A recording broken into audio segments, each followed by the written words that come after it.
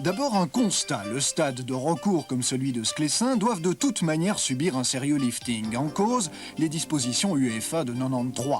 À cette date, Liège et le Standard ne pourraient plus, pour les matchs à risque, vendre que les places assises, soit quelques 4500 places pour Liège et 6000 pour le Standard. Il faut donc, quoi qu'il advienne, adapter ces stades aux exigences européennes. C'est l'option minimaliste. Ensuite, une incertitude, l'Euro 96 et la candidature belgo-hollandaise avec un site à Liège.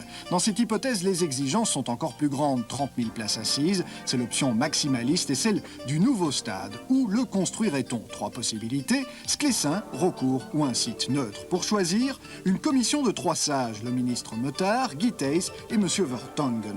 Le perdant aurait de toute manière la faculté de jouer à l'avenir dans le nouveau stade. Normal puisque des aides seraient allouées au club gagnant. Cela, c'est donc l'enjeu. Un enjeu qui ne laisse pas indifférent les promoteurs. Ainsi, ce groupe d'architectes liégeois, qui avec un consultant italien qui a déjà conçu les stades de Naples et Barcelone, propose un stade flambant neuf de 30 000 places assises aux normes 96 avec business seat, loge et ce qui se fait de mieux actuellement. Une installation qu'ils envisageaient sur les 3 sites, Sclessin, recours ou un site neutre qui serait Anse. Coût identique pour les 3, 750 millions sans les éventuels accès d'autoroute. L'option minimaliste pour 93 coûterait elle nettement moins cher. Pour l'Euro 93, pour l'Euro 96, les conditions sont fondamentalement différentes. C'est que la quantité de public à recevoir dans le cadre de l'Euro 93 n'est pas du tout identique à ce que nous aurons en Euro 96.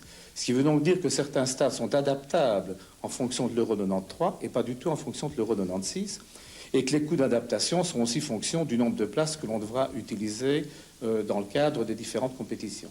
Récemment, la situation s'envenime. Edgar Hollange, l'ancien président de Liège, mais qui agit ici en tant que défenseur du projet du nouveau stade, reproche au journal La Meuse de n'avoir jamais publié un article relatif à ce nouveau stade.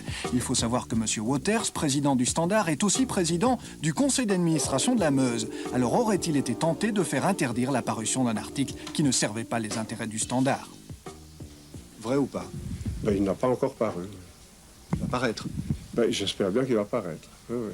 Pour ce qui est du stade dont vous parlez, c'est un sujet dont on doit encore parler ce soir, parce qu'on n'est pas au point simplement sur la manière, la conception des choses. Mais ça va se régler. Et je suis convaincu moi-même qu'on va le publier. Mais il faut en parler.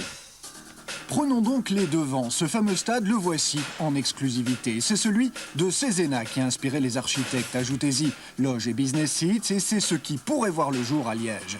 Question, pourquoi ce stade est-il mieux accueilli par Liège que par le Standard? Réponse, parce qu'à Sclessin, la nouvelle tribune est maintenant amortie et qu'on ne voit pas d'un bon œil la privation des rentrées financières des loges et business seats. Quant à Liège, on sait que le site de recours, même s'il est idéal, a peu de chances de l'emporter face à celui de Sclessin et de sa nouvelle tribune. Alors autant jouer la carte du site neutre.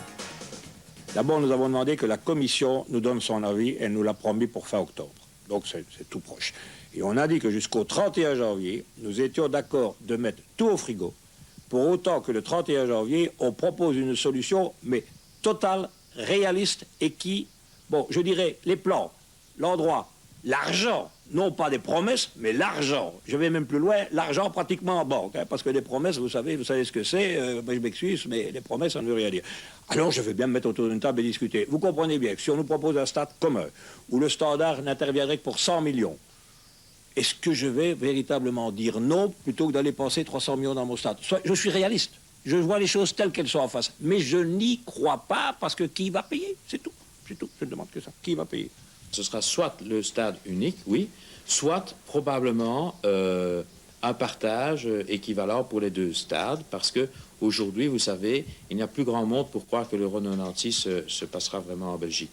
Donc il s'agit de mettre d'abord et avant tout les stades en ordre pour les nouvelles réglementations UEFA qui entrent en vigueur à partir de 1993. Résultat, les deux clubs prennent les devants. Le conseil d'administration de Liège demande la suspension du travail de la commission des sages et le Standard annonce qu'il va rénover et achever son stade tout seul pour 93.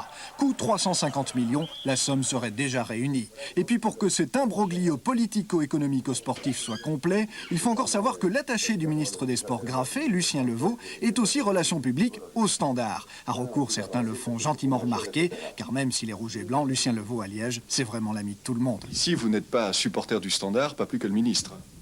Absolument pas, on est supporter du football. Et c'est en ce qui me concerne, en tout cas, ma casquette, comme vous dites, c'est d'être supporter et de soutenir le foot.